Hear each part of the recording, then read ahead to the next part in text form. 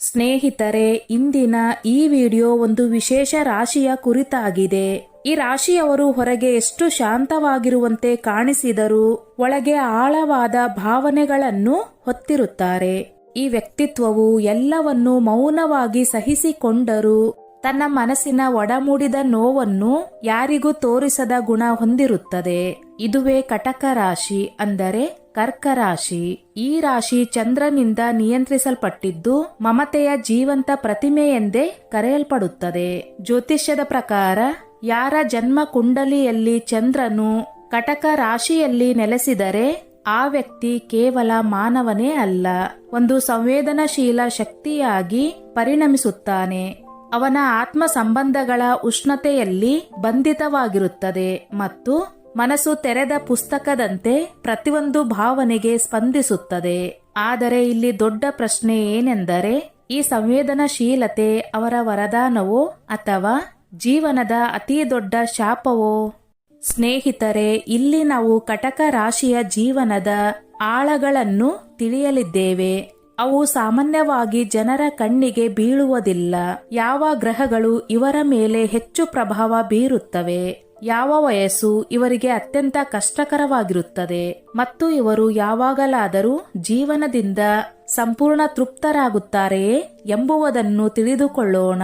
ಇದು ಕೇವಲ ರಾಶಿ ಫಲವಲ್ಲ, ಒಂದು ಅಂತರಂಗದ ಪ್ರಯಾಣವಾಗಿದೆ.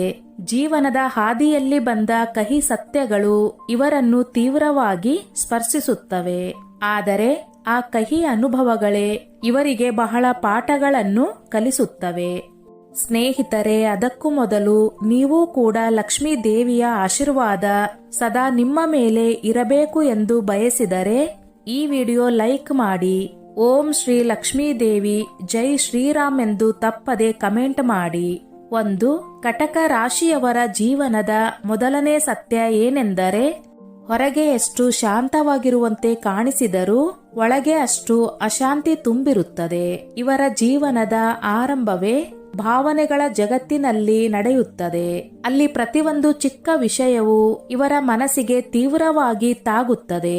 ಯಾವುದೇ ತಿರಸ್ಕಾರ ಇವರಿಗೆ ಬಾಣದಂತೆ ನೋವನ್ನು ಉಂಟು ಮಾಡುತ್ತದೆ ಮತ್ತು ಪ್ರತಿಯೊಂದು ಸಂಬಂಧವೂ ಇವರ ಜೀವನದ ಕೇಂದ್ರ ಬಿಂದುವಾಗುತ್ತದೆ. ಜನನದಿಂದ 18 ವರ್ಷಗಳವರೆಗೆ ಇರುವ ಅವಧಿ ಇವರಿಗೆ ಅತ್ಯಂತ ಭಾವನಾತ್ಮಕ ಚಂಚಲತೆಯಿಂದ ಕೂಡಿರುತ್ತದೆ. ಇವರು ಬಾಲ್ಯದಿಂದಲೇ ಅತಿ ಸಂವೇದನಶೀಲರಾಗಿರುತ್ತಾರೆ ಮತ್ತು ಮನೆಯ ವಾತಾವರಣ ಸ್ವಲ್ಪ ಅಸ್ಥಿರವಾದರೂ ಇವರು ಅದನ್ನು ಇತರ ಮಕ್ಕಳಿಗಿಂತ 10 ಪಟ್ಟು ಹೆಚ್ಚು ಆಳವಾಗಿ ಅನುಭವಿಸುತ್ತಾರೆ. ಸಾಮಾನ್ಯ ಮಕ್ಕಳಿಗೆ ಅಲ್ಪವಾದ ವಿಷಯವು ಕಟಕ ರಾಶಿಯ ಮಕ್ಕಳಿಗೆ ಆಳವಾದ ಗಾಯದಂತೆ ಮನಸ್ಸಿನಲ್ಲಿ ಉಳಿದುಕೊಳ್ಳುತ್ತದೆ. ಕಟಕ ರಾಶಿಯವರ ಜೀವನದ ಎರಡನೇ ಕಹಿ ಸತ್ಯವೆಂದರೆ, ಕರ್ಕ ರಾಶಿಯವರ ಸ್ವಾಮಿ ಚಂದ್ರನಾಗಿದ್ದರಿಂದ ಚಂದ್ರನ ಸ್ವಭಾವ ಬದಲಾಗುತ್ತಲೇ ಇರುವುದು. ಅದೇ ಬದಲಾವಣೆ ಅವರ ಭಾವನೆಗಳಲ್ಲಿಯೂ ಗೋಚರಿಸುತ್ತದೆ. ಕೆಲವೊಮ್ಮೆ ಅವರು ತುಂಬಾ ಸಂತೋಷದಿಂದ ಇರುತ್ತಾರೆ, ಆದರೆ ಯಾವುದೇ ಸ್ಪಷ್ಟ ಕಾರಣವಿಲ್ಲದೆ ಕೂಡ ಬೇಸರಗೊಳ್ಳುತ್ತಾರೆ. 18ರ ವಯಸ್ಸಿನಲ್ಲಿ ಕರ್ಕ ರಾಶಿಯವರು ಓದಿನಲ್ಲಿ ಉತ್ತಮರಾಗಬಹುದು, ಆದರೆ ಅವರ ಭಾವನಾತ್ಮಕ ಸ್ಥಿರತೆ ಹೆಚ್ಚು ಕಾಲ ಉಳಿಯುವುದಿಲ್ಲ. ಅವರಿಗೆ ನಿಜವಾದ ಸ್ನೇಹಿತರು ಸಿಗುವುದು ಕಷ್ಟ, ಏಕೆಂದರೆ ಅವರು ಸುಲಭವಾಗಿ ಮುರಿದು ಬೀಳುತ್ತಾರೆ ಮತ್ತು ಪದೇ ಪದೇಯಾಗಿ ಮೋಸ ಅನುಭವಿಸಿದರೂ ಸಹ ನಿರೀಕ್ಷೆಯನ್ನು ಬಿಟ್ಟುಕೊಳ್ಳುವುದಿಲ್ಲ. ಆದರೆ ಯಾರು ಪ್ರೀತಿಯಿಂದ ವರ್ತಿಸುತ್ತಾರೋ ಅವರಿಗಾಗಿ ತಾವು ಎಲ್ಲವನ್ನೂ ತ್ಯಜಿಸಲು ಸಿದ್ಧರಾಗುತ್ತಾರೆ. ಇದರ ನಡುವೆಯೇ ಅವರಲ್ಲೊಂದು ವಿಶಿಷ್ಟ ಗುಣ ಅಡಗಿದೆ, ಅದು ಅವರ ಕರುಣೆ. ಈ ವಯಸ್ಸಿನಿಂದಲೇ ಅವರಲ್ಲಿ ಸೇವಾ ಮನೋಭಾವ, ಇತರರಿಗೆ ಸಹಾಯ ಮಾಡುವ ಸ್ವಭಾವ ಮತ್ತು ಮನೆಯವರ ಮೇಲಿನ ಅಪಾರವಾದ ಪ್ರೀತಿ ಉಂಟಾಗುತ್ತದೆ. ಇದೇ ಗುಣವು ಅವರನ್ನು ದೇವರಿಗೆ ಅಚ್ಚುಮೆಚ್ಚಾಗಿಸುತ್ತದೆ. ಜಾತಕನ ಕುಂಡಲಿಯಲ್ಲಿ ಚಂದ್ರನು ಬಲವಾಗಿದ್ದರೆ ಬಾಲ್ಯದಿಂದಲೇ ಅವರಲ್ಲಿ ಆಧ್ಯಾತ್ಮಿಕ ಆಕರ್ಷಣೆ ಮೂಡುತ್ತದೆ. ಶಿವಭಕ್ತಿ, ಕೃಷ್ಣ ಭಕ್ತಿ, ಪೂಜಾ ಪಾಠಗಳೆಲ್ಲ ಅವರ ಮನಸ್ಸಿಗೆ ಒಳಗಿನ ಶಾಂತಿಯನ್ನು ನೀಡುತ್ತವೆ. ಇದೇ ಆ ಶಕ್ತಿಯು ಅವರ ಜೀವನದ ಆರಂಭಿಕ ಸಂಕಷ್ಟಗಳೆಲ್ಲವೂ ಅವರನ್ನು ಬಲಿಷ್ಠರನ್ನಾಗಿ ಮಾಡುತ್ತದೆ. ಕರ್ಕ ರಾಶಿಯವರ ಜೀವನದ ಮೂರನೇ ಸತ್ಯ ಏನೆಂದರೆ, ಕರ್ಕ ರಾಶಿಯವರಿಗೆ 19ರಿಂದ 24 ವರ್ಷದ ವಯಸ್ಸು ತುಂಬಾ ಗೊಂದಲಗಳು, ಭ್ರಮೆಗಳು ಮತ್ತು ಭಾವನಾತ್ಮಕ ಮೋಸಗಳಿಂದ ಕೂಡಿದ ಅವಧಿಯಾಗಿರುತ್ತದೆ. ಇದೇ ಸಮಯದಲ್ಲಿ ಅವರು ಯಾರೊಂದಿಗಾದರೂ ಆಳವಾಗಿ ಜೋಡಿಕೊಳ್ಳುತ್ತಾರೆ. ಅದು ಬಾಲ್ಯದ ಸ್ನೇಹಿತನಾಗಿರಬಹುದು, ಪ್ರೇಮ ಸಂಬಂಧವಾಗಿರಬಹುದು ಅಥವಾ ಮಾರ್ಗದರ್ಶಕನಾಗಿರಬಹುದು. ಆದರೆ ದುರಾದೃಷ್ಟವಶತ್ ಅನೇಕ ಬಾರಿ ಅದೇ ವ್ಯಕ್ತಿಯೇ ಅವರಿಗೆ ಆಳವಾದ ನೋವನ್ನು ಕೊಡುತ್ತಾನೆ. ಕರ್ಕ ರಾಶಿಯವರು ಒಬ್ಬರೊಂದಿಗೆ ಸಂಬಂಧ ಹೊಂದಿದಾಗ ಸಂಪೂರ್ಣ ಆತ್ಮದಿಂದ ಜೋಡಿಕೊಳ್ಳುತ್ತಾರೆ, ಭಾವನೆಗಳಲ್ಲಿ ಮುಳುಗಿಬಿಡುತ್ತಾರೆ ಮತ್ತು ಜಗತ್ತಿನ ಚಾತುರ್ಯ, ಮೋಸಗಳನ್ನು ಸಮಯಕ್ಕೆ ಅರಿಯಲು ಸಾಧ್ಯವಾಗುವುದಿಲ್ಲ. ಈ ವಯಸ್ಸಿನಲ್ಲಿ ಕುಂಡಲಿಯಲ್ಲಿ ಚಂದ್ರನು ರಾಹುವಿನಿಂದ ಪೀಡಿತನಾಗಿದ್ದರೆ ಅಥವಾ ಸಪ್ತಮ ಭಾವದಲ್ಲಿ ಅಶುಭ ಗ್ರಹಗಳ ದೃಷ್ಟಿ ಇದ್ದರೆ ಪ್ರೇಮದಲ್ಲಿ ಮೋಸ, ಸ್ನೇಹದಲ್ಲಿ ದ್ರೋಹ ಮತ್ತು ಆತ್ಮ ಸಂದೇಹದ ಭಾವನೆಗಳು ಹುಟ್ಟಿಕೊಳ್ಳುತ್ತವೆ.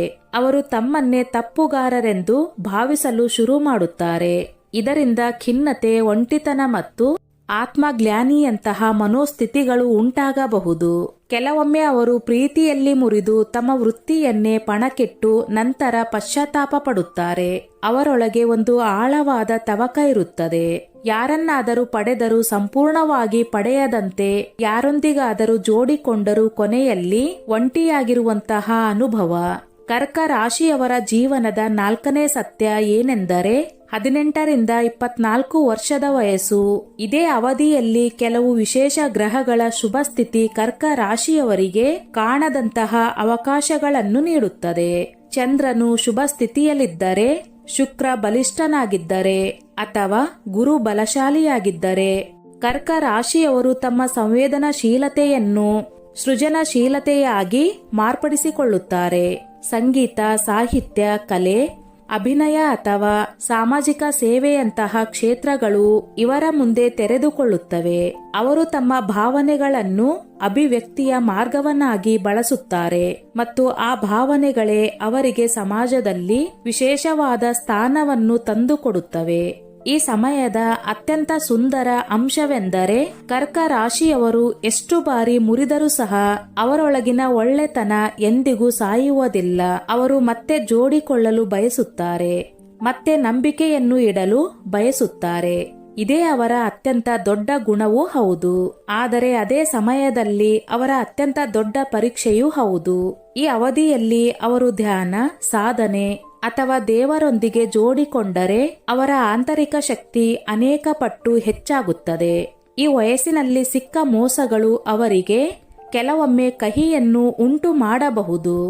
ಆದರೆ ಒಳಗಿನಿಂದ ಬಲಿಷ್ಠರಾದ ಕರ್ಕ ರಾಶಿಯವರು ಆ ಭಾವನಾತ್ಮಕ ಆಳವನ್ನೇ ನಂತರ ತಮ್ಮ ಅತ್ಯಂತ ದೊಡ್ಡ ಶಕ್ತಿಯನ್ನಾಗಿ ಮಾಡಿಕೊಳ್ಳುತ್ತಾರೆ. ಕರ್ಕ ರಾಶಿಯವರ ಜೀವನದ 5ನೇ ಕಹಿ ಸತ್ಯವೆಂದರೆ, 25ರಿಂದ 35 ವರ್ಷದ ಒಳಗೆ ಕರ್ಕ ರಾಶಿಯವರು ಸಂಬಂಧಗಳನ್ನು ಅರ್ಥ ಮಾಡಿಕೊಳ್ಳಲು ಪ್ರಾರಂಭಿಸುತ್ತಾರೆ. ಆದರೆ ಸಂಪೂರ್ಣವಾಗಿ ಅಲ್ಲ. ಅವರು ಇನ್ನು ಪ್ರೀತಿಯನ್ನು ಒಂದು ಪವಿತ್ರ ಪೂಜೆಯಂತೆ ನೋಡುತ್ತಾರೆ. ಆದರೆ ಜಗತ್ತು ಅದನ್ನು ಹೆಚ್ಚಾಗಿ ಒಬ್ಬರಿಗೊಬ್ಬರೇ ಮಾಡಿಕೊಂಡ ಒಪ್ಪಂದವೆಂದು ಪರಿಗಣಿಸುತ್ತದೆ. ಇದೇ ಅವಧಿಯಲ್ಲಿ ಮದುವೆಯ ಒತ್ತಡ ಎದುರಾಗುತ್ತದೆ. ಪ್ರೇಮ ಸಂಬಂಧವಿದ್ದರೆ ಅದು ಮುರಿಯಬಹುದು ಅಥವಾ ಕುಟುಂಬದ ಷರತ್ತುಗಳಲ್ಲಿ ಒತ್ತಡಕ್ಕೆ ಒಳಗಾಗಿ ಒಪ್ಪಂದದ ಸಂಬಂಧವಾಗಿ ಬದಲಾಗಬಹುದು. ಕರ್ಕ ರಾಶಿಯ ಹೃದಯ ಇದನ್ನು ಸಹಿಸಲು ಸಾಧ್ಯವಾಗದೆ ಒಳಗಿನಿಂದಲೇ ಕುಗ್ಗಲು ಆರಂಭಿಸುತ್ತದೆ. ಈ ವಯಸ್ಸಿನಲ್ಲಿ ಮದುವೆಯಾದರೆ ಕುಂಡಲಿಯ ಸಪ್ತಮ ಅಥವಾ ನವಮ ಭಾವದಲ್ಲಿ ರಾಹು, ಕೇತು ಅಥವಾ ಶನಿ ಸಕ್ರಿಯವಾಗಿದ್ದರೆ ದಾಂಪತ್ಯ ಜೀವನದಲ್ಲಿ ಭಾವನಾತ್ಮಕ ಅಂತರ, ನಿರ್ಲಕ್ಷ್ಯ ಅಥವಾ ಆತ್ಮತ್ಯಾಗದ ಪರಿಸ್ಥಿತಿಗಳು ಶುರುವಾಗಬಹುದು.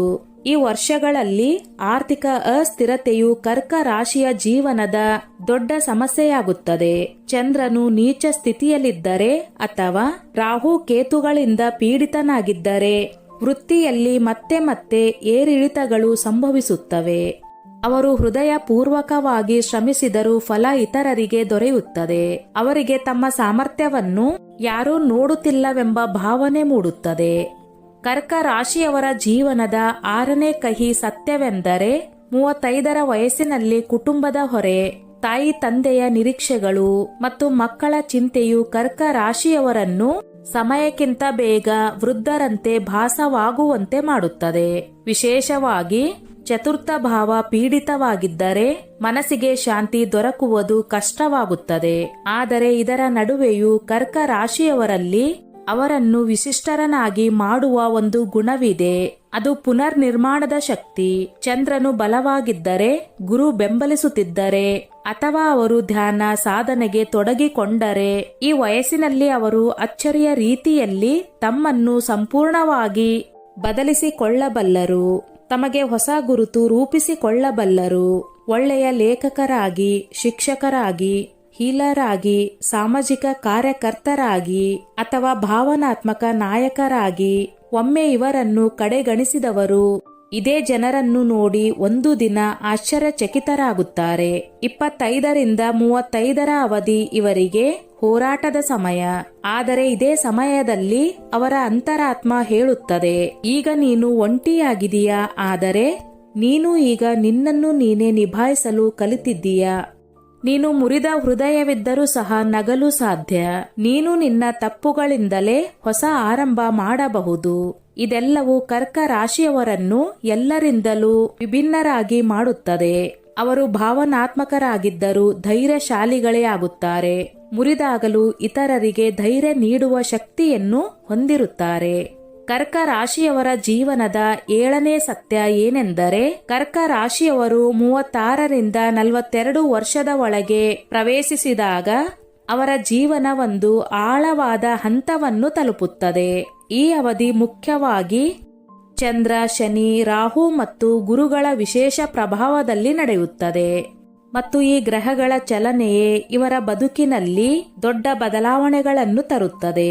36ರ ವಯಸ್ಸಿಗೆ ಬರುವಷ್ಟರಲ್ಲಿ ಕರ್ಕ ರಾಶಿಯವರು ಬಹಳಷ್ಟನ್ನು ಅನುಭವಿಸಿಕೊಂಡಿರುತ್ತಾರೆ.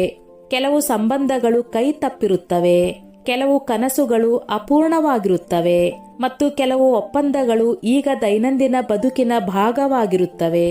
ಮದುವೆಯಾಗಿದ್ದರೆ ಈ ವಯಸ್ಸಿಗೆ ಬರುವಷ್ಟರಲ್ಲಿ ದಾಂಪತ್ಯದಲ್ಲಿ ಪ್ರೀತಿಗಿಂತ ಕರ್ತವ್ಯ ಹೆಚ್ಚು ಉಳಿದಿರುತ್ತದೆ. ಜೀವನ ಸಂಗಾತಿಯೊಂದಿಗೆ ಸಂಬಂಧವು ಭಾವನಾತ್ಮಕವಾಗಿರದೆ ಕೇವಲ ಕುಟುಂಬದ ಹೊಣೆಗಾರಿಕೆಗಳ ಮಟ್ಟಿಗೆ ಸೀಮಿತವಾಗಿರುತ್ತದೆ. ಕುಂಡಲಿಯ ಸಪ್ತಮ ಅಥವಾ ಚತುರ್ಥ ಭಾವದಲ್ಲಿ ಶನಿ, ರಾಹು ಅಥವಾ ಚಂದ್ರ ಪೀಡಿತವಾಗಿದ್ದರೆ ಮನೆಯಲ್ಲೇ ಇದ್ದರೂ ವ್ಯಕ್ತಿ ತಾನೊಬ್ಬನೇ ಇದ್ದಂತೆ ಭಾಸವಾಗುತ್ತದೆ. ಆಂತರಿಕ ಖಾಲಿತನವನ್ನು ಎದುರಿಸಲು ಅವರು ತಮ್ಮ ಕೆಲಸದಲ್ಲಿ, ಮಕ್ಕಳಲ್ಲಿ ಅಥವಾ ಸಾಮಾಜಿಕ ಸೇವೆಯಲ್ಲಿ ತೊಡಗಿಸಿಕೊಳ್ಳಲು ಪ್ರಯತ್ನಿಸುತ್ತಾರೆ. ಆದರೆ ಪ್ರತಿ ರಾತ್ರಿ ಆ ಶೂನ್ಯತೆ ಅವರನ್ನು ಕಾಡುತ್ತದೆ. ಈ ವಯಸ್ಸಿಗೆ ಬರುವಷ್ಟರಲ್ಲಿ ಅವರು ತಮ್ಮ ಜೀವನದ ಆಳವನ್ನು ಚೆನ್ನಾಗಿ ಅರ್ಥ ಮಾಡಿಕೊಳ್ಳುತ್ತಾರೆ. ಆದರೆ ಅದನ್ನು ಹೊರಹಾಕುವುದು ಅವರಿಗೆ ಅತಿ ಕಷ್ಟವಾಗುತ್ತದೆ. ಕರ್ಕ ರಾಶಿಯವರ ಜೀವನದ 8ನೇ ಕಹಿ ಸತ್ಯವೆಂದರೆ, ಈ ವಯಸ್ಸಿನಲ್ಲಿ ಚಂದ್ರನು ಶುಭ ಸ್ಥಿತಿಯಲ್ಲಿದ್ದರೆ ಮತ್ತು ಗುರುನ ದೃಷ್ಟಿ ದೊರೆತಿದ್ದರೆ ಕರ್ಕ ರಾಶಿಯವರು ಆಧ್ಯಾತ್ಮಿಕತೆಯತ್ತ ತಿರುಗಲು ಆರಂಭಿಸುತ್ತಾರೆ. ಅವರಿಗೆ ಪೂಜೆ, ಧ್ಯಾನ, ಸೇವೆ ಅಥವಾ ಕಲೆಯಂತಹ ಮಾರ್ಗಗಳಲ್ಲಿ ಶಾಂತಿ ಸಿಗಲು ಶುರುವಾಗುತ್ತದೆ. ಅನೇಕ ಬಾರಿ ಈ ವಯಸ್ಸಿನಲ್ಲಿ ಅವರು ಹೊಸ ಆರಂಭವನ್ನು ಮಾಡುತ್ತಾರೆ. ವರ್ಷಗಳಿಂದ ಬಯಸುತ್ತಿದ್ದರೂ ಧೈರ್ಯ ಮಾಡಲಾಗದ ಯಾವುದೋ ಕಾರ್ಯವನ್ನು ಈ ಸಮಯದಲ್ಲಿ ಕೈಗೆತ್ತಿಕೊಳ್ಳುತ್ತಾರೆ. ಇತರರಿಗಾಗಿ ಬದುಕುತ್ತಾ ಬಂದ ಇವರಿಗೆ ಇದೇ ಮೊದಲು ತಮಗಾಗಿ ಬದುಕುವ ಧೈರ್ಯ ಮೂಡುತ್ತದೆ. ಆದರೆ ಈ ಅವಧಿಯಲ್ಲಿ ರಾಹುವಿನ ದಶೆ ಅಥವಾ ಅಂತರ್ದಶೆ ನಡೆಯುತ್ತಿದ್ದರೆ ಇದು ಭ್ರಮೆ, ಭಾವನಾತ್ಮಕ ಮೋಹ ಮತ್ತು ಅಡಗಿದ ಕಷ್ಟಗಳ ಕಾಲವಾಗಬಹುದು. ಅವರು ತಪ್ಪು ವ್ಯಕ್ತಿಯ ಬಲೆಗೆ ಸಿಲುಕುವ ಸಾಧ್ಯತೆಯೂ ಇರುತ್ತದೆ. ಆದರೆ ಇದೇ ವಯಸ್ಸು ಅವರೊಳಗೆ ಒಂದು ಹೇಳಲಾಗದ ಶಕ್ತಿಯನ್ನು ಜಾಗೃತಗೊಳಿಸುತ್ತದೆ. ಅವರು ತಿಳಿದುಕೊಳ್ಳುತ್ತಾರೆ, ಈಗ ಯಾರ ಮೇಲೂ ನಿರೀಕ್ಷೆ ಇಡುವ ಅಗತ್ಯವಿಲ್ಲ. ಈಗ ತಾವೇ ತಮ್ಮ ಕವಚವಾಗಬೇಕು. ಇಲ್ಲಿಂದಲೇ ಅವರೊಳಗೆ ಹೊಸ ಪ್ರಯಾಣ ಆರಂಭವಾಗುತ್ತದೆ. ಆತ್ಮನಿರ್ಭರತೆಯ, ಆಂತರಿಕ ಶಾಂತಿಯ ಮತ್ತು ತಮ್ಮೊಂದಿಗೆ ಸ್ನೇಹ ಬೆಳೆಸಿಕೊಳ್ಳುವ ದಾರಿ. ಕರ್ಕ ರಾಶಿಯವರ ಜೀವನದ 9ನೇ ಕಹಿ ಸತ್ಯವೆಂದರೆ, 43ರಿಂದ 49 ವರ್ಷದ ಒಳಗೆ ಕರ್ಕ ರಾಶಿಯವರು ಬಹುಶಃ ದ್ವಂದ್ವ ಜೀವನ ನಡೆಸಲು ಆರಂಭಿಸುತ್ತಾರೆ. ಹೊರಗೆ ನೋಡಿದರೆ ಅವರು ಕುಟುಂಬ, ಸಮಾಜ ಮತ್ತು ಕೆಲಸದ ಕ್ಷೇತ್ರಕ್ಕೆ ಸಂಪೂರ್ಣ ಹೊಣೆಗಾರರಾಗಿದ್ದು ಬ್ಯುಸಿಯಾಗಿದ್ದು ಶಾಂತವಾಗಿರುವಂತೆ ಕಾಣುತ್ತಾರೆ. ಆದರೆ ಒಳಗಿನಿಂದ ಅವರು ತಮ್ಮನ್ನೇ ಕಳೆದುಕೊಂಡಿರುವಂತೆ ಅನಿಸುತ್ತದೆ. ಕುಂಡಲಿಯಲ್ಲಿ ಚಂದ್ರನು ಶನಿಯಿಂದ ಪೀಡಿತನಾಗಿದ್ದರೆ, ರಾಹು ದ್ವಾದಶ ಭಾವದಲ್ಲಿ ಇದ್ದರೆ ಅಥವಾ ಚತುರ್ಥ ಭಾವ ದುರ್ಬಲವಾಗಿದ್ದರೆ ಮನನೊಂದು ಒಂಟಿತನ ಮತ್ತು ಆಳವಾದ ಭಾವನಾತ್ಮಕ ಬರಹ ಅನುಭವವಾಗುತ್ತದೆ. ಈ ವಯಸ್ಸು ಅವರಿಗೆ ಮತ್ತೆ ಮತ್ತೆ ನೆನಪಿಸುತ್ತದೆ, ನೀನು ನಿನಗಾಗಿ ಬದುಕುವುದನ್ನೇ ಕಲಿತಿಲ್ಲ. ಪ್ರತಿ ಬಾರಿ ಅವರು ಯಾರಾದರೂ ಇನ್ನೊಬ್ಬರ ನಿರೀಕ್ಷೆಗಳಲ್ಲಿ, ಇನ್ನೊಬ್ಬರ ಅಗತ್ಯಗಳಲ್ಲಿ ಮತ್ತು ಇನ್ನೊಬ್ಬರ ಭಾವನೆಗಳಲ್ಲಿ ತಮ್ಮನ್ನೇ ಕಳೆದುಕೊಂಡಿರುತ್ತಾರೆ. ಜೀವನ ಸಂಗಾತಿಯೊಂದಿಗೆ ಭಾವನಾತ್ಮಕ ಅಂತರ ಮತ್ತು ಮಾತುಕತೆಯ ಕೊರತೆ ಹೆಚ್ಚಾಗಬಹುದು. ಮಕ್ಕಳು ತಮ್ಮ ತಮ್ಮ ದಾರಿಯಲ್ಲಿ ಹೋಗಿರುತ್ತಾರೆ ಮತ್ತು ಒಮ್ಮೆ ತುಂಬಾ ಆಳವಾಗಿದ್ದ ಸಂಬಂಧಗಳು ಈಗ ಕೇವಲ ಔಪಚಾರಿಕತೆಯಲ್ಲಿ ಸೀಮಿತವಾಗಿರುತ್ತವೆ. ಕರ್ಕ ರಾಶಿಯವರ ಜೀವನದ 10ನೇ ಸತ್ಯ ಏನೆಂದರೆ, 49ರ ವಯಸ್ಸಿನಲ್ಲಿ ಚಂದ್ರನು ನೀಚ ಸ್ಥಿತಿಯಲ್ಲಿದ್ದರೆ ಅಥವಾ ರಾಹು ಕೇತುಗಳಿಂದ ಪೀಡಿತನಾಗಿದ್ದರೆ ಕರ್ಕ ರಾಶಿಯವರು ಮತ್ತೆ ಮತ್ತೆ ಭೂತಕಾಲದತ್ತ ಎಳೆಯಲ್ಪಡುತ್ತಾರೆ. ಹಳೆಯ ಘಟನೆಗಳನ್ನು ನೆನೆದು ಭಾವನಾತ್ಮಕ ಗೊಂದಲಗಳಲ್ಲಿ ಸಿಲುಕುತ್ತಾರೆ. ಇದರ ಪರಿಣಾಮವಾಗಿ ನಿದ್ರಾಹೀನತೆ, ರಕ್ತದೊತ್ತಡ ಹಾಗೂ ಹಾರ್ಮೋನ್ ಅಸಮತೋಲನದಂತಹ ಮಾನಸಿಕ ಶಾರೀರಿಕ ಸಮಸ್ಯೆಗಳು ಹುಟ್ಟಿಕೊಳ್ಳಬಹುದು. ಅನೇಕರಿಗೆ ಈ ವಯಸ್ಸಿನಲ್ಲಿ ಕಳೆದು ಹೋದ ಪ್ರೀತಿ, ಅಪೂರ್ಣ ಕನಸುಗಳು ಅಥವಾ ಮುರಿದ ಸಂಬಂಧಗಳ ಕುರಿತು ಆಳವಾದ ಪಶ್ಚಾತ್ತಾಪ ಎದುರಾಗುತ್ತದೆ. ಆದರೆ ಗುರು ಬಲಿಷ್ಠನಾಗಿದ್ದರೆ, ಪಂಚಮ ಅಥವಾ ನವಮ ಭಾವ ಶುಭವಾಗಿದ್ದರೆ ಕರ್ಕ ರಾಶಿಯವರು ಅಚಾನಕ್ ಆಗಿ ಒಳಗಿನಿಂದ ಎಚ್ಚರಗೊಳ್ಳುತ್ತಾರೆ. ಅವರಿಗೆ ಅರ್ಥವಾಗುತ್ತದೆ, ಈಗ ಕೇವಲ ಸಹಿಸುವುದಲ್ಲ, ತಮ್ಮನ್ನು ಹುಡುಕಿಕೊಳ್ಳಬೇಕಾದ ಸಮಯ ಬಂದಿದೆ. ಇದೇ ಅವಧಿಯಲ್ಲಿ ಅವರು ಆಧ್ಯಾತ್ಮ, ಸೇವೆ, ಧ್ಯಾನ ಅಥವಾ ಆಂತರಿಕ ಕಾರ್ಯಗಳತ್ತ ತಿರುಗಬಹುದು. 43ರಿಂದ 49ರ ವಯಸ್ಸಿನಲ್ಲಿ ಕರ್ಕ ರಾಶಿಯವರು ಕಲಿಯುವ ಪಾಠವೆಂದರೆ, ಪ್ರತಿಯೊಂದು ಸಂಬಂಧವೂ ನಿಜವಾಗಿರಲಾರದು, ಆದರೆ ತಮ್ಮೊಡನೆಯ ಸಂಬಂಧವೇ ಅತಿ ಮುಖ್ಯ. ಅವರೊಳಗೆ ಭಾವನಾತ್ಮಕತೆ ಇದ್ದರೂ ಈಗ ಅವರು ಜೀವನದ ಕಠಿಣತೆಯಿಂದ ಹೆದರುವುದಿಲ್ಲ. ಸಿಕ್ಕ ಅಡೆತಡೆಗಳು ಅವರನ್ನು ಮುರಿಯುವುದಿಲ್ಲ, ಬದಲಿಗೆ ಬಲಿಷ್ಠರನ್ನಾಗಿ ರೂಪಿಸುತ್ತವೆ. ಕರ್ಕ ರಾಶಿಯವರ ಜೀವನದ 11ನೇ ಕಹಿ ಸತ್ಯವೆಂದರೆ, 50ರಿಂದ 60 ವರ್ಷದೊಳಗಿನ ಅವಧಿಯಲ್ಲಿ ಕರ್ಕ ರಾಶಿಯವರು ತಮ್ಮ ಜೀವನದ ಸಂಕೀರ್ಣ ಸತ್ಯಗಳನ್ನು ಸಂಪೂರ್ಣವಾಗಿ ಒಪ್ಪಿಕೊಂಡಿರುತ್ತಾರೆ.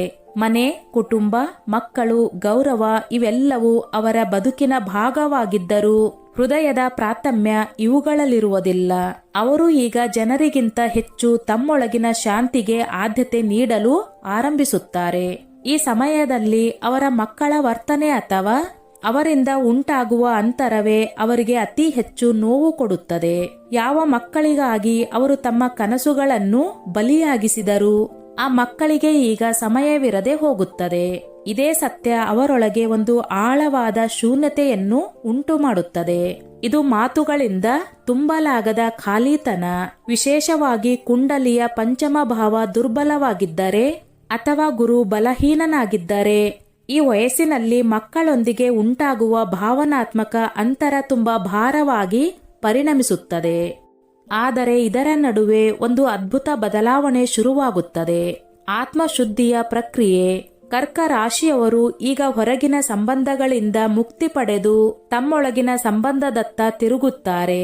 ಅವರು ದೇವರೊಂದಿಗೆ ಸಂಭಾಷಣೆ ನಡೆಸಲು ಆರಂಭಿಸುತ್ತಾರೆ, ಮೌನದ ಭಾಷೆಯನ್ನು ಅರ್ಥ ಮಾಡಿಕೊಳ್ಳುತ್ತಾರೆ ಮತ್ತು ಒಂಟಿತನವನ್ನು ಈಗ ಹೊರೆಯೆಂದೂ ಅಲ್ಲ, ವರದಾನವೆಂದು ಪರಿಗಣಿಸುತ್ತಾರೆ. ಚಂದ್ರನು ಶುಭ ಸ್ಥಿತಿಯಲ್ಲಿ ಇದ್ದರೆ, ಗುರು ನವಮ ಅಥವಾ ದ್ವಾದಶ ಭಾವದಲ್ಲಿ ಇದ್ದರೆ ಈ ಅವಧಿ ಆಧ್ಯಾತ್ಮಿಕ ಉನ್ನತಿಯ ಸಮಯವಾಗಬಹುದು. 50ರಿಂದ 60ರ ವಯಸ್ಸಿಗೆ ಬರುವಷ್ಟರಲ್ಲಿ ಕರ್ಕ ರಾಶಿಯವರು ತಿಳಿದುಕೊಳ್ಳುತ್ತಾರೆ, ಜೀವನದ ಅತ್ಯಂತ ಸುಂದರ ರೂಪವೆಂದರೆ ಸ್ವೀಕಾರ. ಅವರು ಈಗ ಹೋರಾಟ ಮಾಡುವುದಿಲ್ಲ, ತಪ್ಪಿಸಿಕೊಳ್ಳುವುದಿಲ್ಲ. ಅವರು ಕೇವಲ ನೋಡುತ್ತಾರೆ, ಅನುಭವಿಸುತ್ತಾರೆ ಮತ್ತು ತಮ್ಮೊಳಗೆ ನಗುತ್ತಾರೆ. ಅವರಿಗೆ ಗೊತ್ತಾಗುತ್ತದೆ, ಪ್ರತಿಯೊಂದು ಕಣ್ಣೀರು, ಪ್ರತಿಯೊಂದು ತ್ಯಾಗ, ಪ್ರತಿಯೊಂದು ಒಂಟಿತನವೂ ವ್ಯರ್ಥವಾಗಿಲ್ಲ. ಅವರು ಇನ್ನೂ ಭಾವನಾತ್ಮಕವಾಗಿಯೇ ಇರುತ್ತಾರೆ. ಕರ್ಕ ರಾಶಿಯವರ ಜೀವನದ 12ನೇ ಕಹಿ ಸತ್ಯವೆಂದರೆ 60ರ ವಯಸ್ಸಿನ ನಂತರ ಕರ್ಕ ರಾಶಿಯವರು ಬಹಳ ಶಾಂತವಾಗಿ ಕಾಣಿಸುತ್ತಾರೆ. ಆದರೆ ಆ ಶಾಂತಿ ಸುಲಭವಾಗಿ ಬಂದದ್ದಲ್ಲ. ಅದು ಅನೇಕ ಹೋರಾಟಗಳು, ಸಂಕಷ್ಟಗಳು ಮತ್ತು ಅನುಭವಗಳ ನಂತರ ಸಿಕ್ಕಿರುವ ಫಲ. ಅವರು ಜೀವನದ ಪ್ರತಿಯೊಂದು ಬಣ್ಣವನ್ನು ಕಂಡಿರುತ್ತಾರೆ. ಮೋಹ, ಪ್ರೀತಿ, ನೋವು, ತ್ಯಾಗ, ಒಂಟಿತನ, ಸೇವೆ ಮತ್ತು ಕೆಲವೊಮ್ಮೆ ನಿರ್ಲಕ್ಷ್ಯವನ್ನು ಸಹ. ಈ ವಯಸ್ಸಿನಲ್ಲಿ ಅವರು ಹಿಂದು ಮುಂದು ನೋಡಿದಾಗ ಬಹಳಷ್ಟನ್ನು ಕಳೆದುಕೊಂಡಿದ್ದಾರೆ ಎಂದು ಭಾಸವಾಗುತ್ತದೆ. ಆದರೆ ಅದಕ್ಕಿಂತಲೂ ಹೆಚ್ಚು ಕಲಿತಿದ್ದಾರೆಂಬ ಅರಿವು ಬರುತ್ತದೆ. ಈಗ ಅವರು ಯಾರಿಗಾದರೂ ದೂರು ಕೊಡುವುದಿಲ್ಲ. ಯಾರು ತಮ್ಮೊಂದಿಗೆ ಇರುತ್ತಾರೋ ಅವರಲ್ಲಿಯೇ ತೃಪ್ತಿಯನ್ನು ಹುಡುಕಲು ಶುರು ಮಾಡುತ್ತಾರೆ. ಆದರೆ ಈ ವಯಸ್ಸಿನಲ್ಲಿ ಚಂದ್ರನು ಇನ್ನು ಪೀಡಿತವಾಗಿದ್ದರೆ ಮತ್ತು ಗುರು ಬಲಹೀನನಾಗಿದ್ದರೆ ಆಳವಾದ ಭಾವನಾತ್ಮಕ ಒಂಟಿತನವು ಅವರನ್ನು ಬಲವಾಗಿ ಕಾಡಬಹುದು. ಮಕ್ಕಳು ತಮ್ಮ ಕೆಲಸದಲ್ಲಿ ತೊಡಗಿಕೊಂಡಿರುತ್ತಾರೆ. ಇದರಿಂದ ಅವರಿಗೆ ನಾನು ಒಂಟಿ ಎಂಬ ಭಾವನೆ ಹೆಚ್ಚು ತೀವ್ರವಾಗುತ್ತದೆ. ಇದಲ್ಲದೆ ಈ ವಯಸ್ಸಿನಲ್ಲಿ ಸಂಗಾತಿ ಜೀವಂತವಾಗಿದ್ದರೂ ಸಂಭಾಷಣೆ ಕಡಿಮೆಯಾಗುತ್ತದೆ. ಆದರೆ ಇದೇ ವಯಸ್ಸಿನಲ್ಲಿ ಗುರು ಬಲಿಷ್ಠನಾಗಿದ್ದರೆ, ಚಂದ್ರನ ಮೇಲೆ ಶುಭ ದೃಷ್ಟಿ ಇದ್ದರೆ ಮತ್ತು ನವಮ ಅಥವಾ ದ್ವಾದಶ ಭಾವದಲ್ಲಿ ಶಾಂತಿ ನೆಲೆಸಿದ್ದರೆ ಈ ಅವಧಿ ಜೀವನದ ಅತ್ಯಂತ ಮೃದು ಮತ್ತು ಸುಂದರ ಕಾಲವಾಗುತ್ತದೆ. ಅವರ ಮುಖದಲ್ಲಿ ಮೂದುಡಿದ ರೇಖೆಗಳು ಕಂಡರೂ ಕಣ್ಣಿನಲ್ಲಿ ಒಂದು ವಿಶೇಷ ಕಿರಣ ಹೊಳೆಯುತ್ತದೆ. ಮತ್ತು ಅವರ ಅಂತಿಮ ಪ್ರಯಾಣದ ಸಮಯ ಬಂದಾಗ ಅವರು ಯಾರ ಮೇಲೂ ದೂರು ನೀಡುವುದಿಲ್ಲ.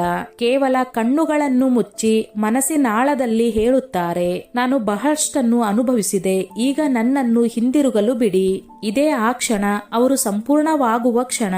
ಅದು ಒಂದು ಭಾವನಾತ್ಮಕ ಹೃದಯದಂತಿರುತ್ತದೆ. ಬಹಳಷ್ಟನ್ನು ಸಹಿಸಿಕೊಂಡರೂ ಕೊನೆಗೆ ನಗುತ್ತಾ ಎಲ್ಲವನ್ನೂ ಬಿಟ್ಟು ಹೋದ ಹೃದಯ. ಈಗ ಕರ್ಕ ರಾಶಿಯ ಶುಭಕಾರಿ ಪರಿಹಾರಗಳನ್ನು ತಿಳಿದುಕೊಳ್ಳೋಣ. ಇವು ಜಾತಕರಿಗೆ ಸದಾ ಶುಭ ಫಲಗಳನ್ನು ನೀಡುತ್ತವೆ. ಕರ್ಕ ರಾಶಿಯವರಿಗೆ ಶಿವಭಕ್ತಿ ಅಮೃತದ ಸಮಾನ. ಮನಸ್ಸು ಅಶಾಂತವಾಗಿದ್ದರೆ, ರಾಹು ಕೇತುಗಳ ಪರಿಣಾಮದಿಂದ ಗೊಂದಲ ಮತ್ತು ಅಶಾಂತಿ ಉಂಟಾದರೆ ಸೋಮವಾರದಂದು ಹಾಲು ಮತ್ತು ಬಿಲ್ವ ಪತ್ರೆಗಳಿಂದ ಶಿವಲಿಂಗಕ್ಕೆ ಅಭಿಷೇಕ ಮಾಡಬೇಕು. ಚಂದ್ರನು ಶಿವನಿಗೆ ಅತಿ ಪ್ರಿಯವಾದವನು. ಆದ್ದರಿಂದ ಶಿವನ ಪೂಜೆಯ ಮೂಲಕ ಚಂದ್ರನ ಕೃಪೆಯೂ ಸಹ ಲಭಿಸುತ್ತದೆ. ಈ ಪ್ರಕ್ರಿಯೆಯಿಂದ ಭಕ್ತರು ಕೇವಲ ದೇವರೊಂದಿಗೆ ಮಾತ್ರವಲ್ಲ, ತಮ್ಮ ಭಾವನೆಗಳಿಗೆ ಸಹ ಸುರಕ್ಷಿತ ದಾರಿಯನ್ನು ಕೊಡುತ್ತಾರೆ. ಕರ್ಕ ರಾಶಿಯವರು ಮತ್ತೆ ಮತ್ತೆ ಮೋಸವಾಗುತ್ತಿದ್ದರೆ ಅಥವಾ ಸ್ನೇಹಿತರು ಹಾಗೂ ಜೀವನ ಸಂಗಾತಿ ತಮಗೆ ಅರ್ಥ ಮಾಡಿಕೊಳ್ಳದಿದ್ದರೆ ಶನಿವಾರದಂದು ಕಪ್ಪು ಎಳ್ಳು, ಉದ್ದಿನ ಕಾಳು ಮತ್ತು ಎಣ್ಣೆಯನ್ನು ಅಗತ್ಯವಿರುವವರಿಗೆ ದಾನ ಮಾಡಬೇಕು. ಇದು ಶನಿ ಗ್ರಹದ ಆ ಒಣತನ ಮತ್ತು ಶೀತಲತೆಯ ಪರಿಣಾಮವನ್ನು ಶಮನಗೊಳಿಸುತ್ತದೆ. ಹೀಗಾಗಿ ಸಂಬಂಧಗಳಲ್ಲಿ ಮತ್ತೆ ಸೌಹಾರ್ದತೆ ಬೆಳೆಯಲು ಸಹಾಯಕವಾಗುತ್ತದೆ. ಶನಿ ಗ್ರಹದಿಂದ ಪೀಡಿತ ಕರ್ಕ ರಾಶಿಯ ಜಾತಕರು ಅನೇಕ ಬಾರಿ ತಮ್ಮವರ ನಡುವೆ ಇದ್ದರೂ ಸಹ ಏಕಾಂಗಿಯತೆ ಅನುಭವಿಸುತ್ತಾರೆ. ಆದರೆ ನೀವು ಸೇವೆ ಮಾಡಲಾರಂಭಿಸಿದರೆ ಆ ಏಕಾಂಗಿ ಭಾವನೆ ನಿಧಾನವಾಗಿ ನಿಮ್ಮ ಶತ್ರುವಲ್ಲ, ನಿಮ್ಮ ಸಂಗಾತಿಯಾಗಿ ಪರಿಣಮಿಸುತ್ತದೆ. ಅನೇಕ ಕರ್ಕ ರಾಶಿಯವರು ಆರ್ಥಿಕವಾಗಿ ಮತ್ತೆ ಮತ್ತೆ ಕುಸಿಯುತ್ತಾರೆ. ಹಣ ಬರುತ್ತದೆ, ಆದರೆ ಉಳಿಯುವುದಿಲ್ಲ. ಇದನ್ನು ಶಮನಗೊಳಿಸಲು ಶುಕ್ರವಾರದಂದು ಬಿಳಿ ಸಿಹಿ ಅಥವಾ ಅಕ್ಕಿಯಿಂದ ಮಾಡಿದ ಖೀರನ್ನು ಕನ್ಯೆಯರಿಗೆ ತಿನ್ನಿಸಲು ಅಥವಾ ಮಹಿಳೆಯರಿಗೆ ವಸ್ತ್ರದಾನ ಮಾಡುವುದು ಉತ್ತಮ. ಶುಕ್ರ ಗ್ರಹ ಶುಭವಾಗಿದ್ದರೆ ಕೇವಲ ಸಂಪತ್ತು ಮಾತ್ರವಲ್ಲ, ಮನೆಯ ಭಾವನಾತ್ಮಕ ವಾತಾವರಣವೂ ಸಹ ಮೃದು ಮತ್ತು ಶಾಂತವಾಗುತ್ತದೆ. ಕರ್ಕ ರಾಶಿಯವರಿಗೆ 2 ಮುಖದ ರುದ್ರಾಕ್ಷಿ ಅತ್ಯಂತ ಶುಭಕಾರಿ. ಇದು ಶಿವ ಪಾರ್ವತಿಯ ಸಂಕೇತವಾಗಿದ್ದು ಹೃದಯ ಮತ್ತು ಮನಸ್ಸಿನ ನಡುವೆ ಸಮತೋಲನವನ್ನು ಸ್ಥಾಪಿಸುತ್ತದೆ. ಕರ್ಕ ರಾಶಿಗೆ ಶುಭಕರವಾದ ಸಸ್ಯಗಳು ಬಿಳಿ ಅಪರಾಜಿತೆ ಅಂದರೆ ಶ್ವೇತ ಅಪರಾಜಿತ ಮತ್ತು ಬಿಳಿ ದುರ್ವೆ ಹುಲ್ಲು ಶ್ವೇತ ದುರ್ವ. ಈ 2 ಸಸ್ಯಗಳು ಚಂದ್ರನ ಭಾವದೊಂದಿಗೆ ಸಂಬಂಧ ಹೊಂದಿದ್ದು ಬಿಳಿ ಅಪರಾಜಿತೆ ಮನಸ್ಸಿಗೆ ಶಾಂತಿ ನೀಡುತ್ತದೆ. ಬಿಳಿ ದುರ್ವೆ ಚಂದ್ರನ ಉಗ್ರ ದಶೆಯನ್ನು ಶಮನಗೊಳಿಸುತ್ತದೆ. ಕರ್ಕ ರಾಶಿಯ ಜಾತಕರು ತಮ್ಮ ಮನೆಯಲ್ಲಿ ಉತ್ತರ ದಿಕ್ಕಿನಲ್ಲಿ ಬಿಳಿ ಅಪರಾಜಿತೆ ಸಸ್ಯವನ್ನು ನೆಟ್ಟು ಪ್ರತಿದಿನ ಅದರ ಮುಂದೆ ಒಂದು ದೀಪ ಹಚ್ಚಿದರೆ ಮನೆಯಲ್ಲಿ ಮಾನಸಿಕ ಶಕ್ತಿ ಮತ್ತು ಶಾಂತಿ ಸ್ಥಿರವಾಗಲು ಪ್ರಾರಂಭವಾಗುತ್ತದೆ. ಇದರ ಜೊತೆಗೆ ತುಳಸಿ ಸಸ್ಯವು ಇವರಿಗೆ ಅತ್ಯಂತ ಶುಭಕರವಾಗುತ್ತದೆ. ವಿಶೇಷವಾಗಿ ಪ್ರತಿದಿನ ಅದಕ್ಕೆ ನೀರು ಹಾಕಿ ಓಂ ನಮೋ ನಾರಾಯಣ ಎಂಬ ಮಂತ್ರವನ್ನು ಜಪಿಸಿದರೆ ಮನೆಯಲ್ಲಿನ ನಕಾರಾತ್ಮಕ ಶಕ್ತಿಗಳು ನಾಶವಾಗಿ ಶಾಂತಿ ಮತ್ತು ಸಕಾರಾತ್ಮಕತೆ ಮನೆ ಮಾಡುತ್ತದೆ. ಈ ರೀತಿಯ ಸರಳ ಆಧ್ಯಾತ್ಮಿಕ ಉಪಾಯಗಳು ಕರ್ಕ ರಾಶಿಯವರ ಜೀವನದಲ್ಲಿ ಶಾಂತಿ, ಸಮೃದ್ಧಿ ಮತ್ತು ಭಗವಂತನ ಅನುಗ್ರಹವನ್ನು ತರುತ್ತವೆ. ಸ್ನೇಹಿತರೆ, ಈ ನನ್ನ ಮಾಹಿತಿ ನಿಮಗೆ ಇಷ್ಟವಾಗಿದ್ದಲ್ಲಿ ದಯವಿಟ್ಟು ಶೇರ್ ಮಾಡಿ, ಲೈಕ್ ಮಾಡಿ ಮತ್ತು ಸಬ್ಸ್ಕ್ರೈಬ್ ಮಾಡಿ.